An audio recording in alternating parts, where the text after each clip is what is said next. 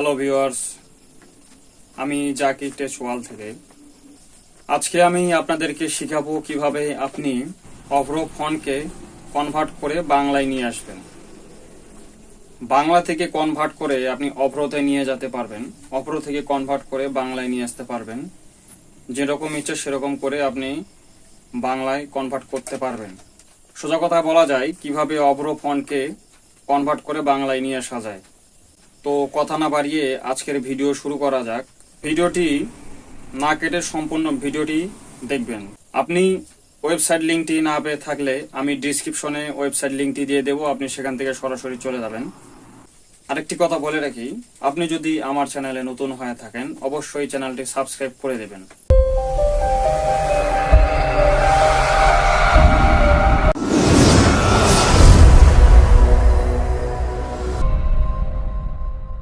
আপনি কম্পিউটারে চলে যাবেন।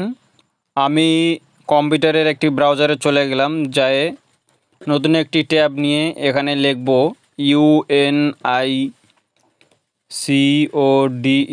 ইউনিকোড টু বিজয় দিয়ে একটি ইন্টার দেব।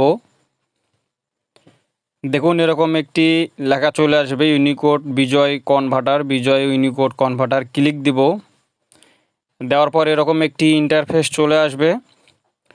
আমি একটি লেখা কপি করে রেখেছি, সেই লেখাটি এখানে পেস্ট করে দিলাম। দিয়ে দেখুন ইউনিকোড থেকে বিজয় এখানে ক্লিক দিবেন। দেওয়ার সাথে সাথে এখানে দেখবেন লেখাটি বাংলা হয়ে গিয়েছে, অভ্র থেকে বাংলা। আমি এখন এই লেখাটিকে কাট করে মাইক্রোসফট ওয়ার্ডে নিয়ে যাব। ওয়ার্ডে নিয়ে যায় কন্ট্রোল-V চাপ দিলে দেখবেন এটা পেস্ট হয়ে গিয়েছে। তারপরে এটাকে বাংলা করে নেব। অভ্র থেকে বাংলা করবেন।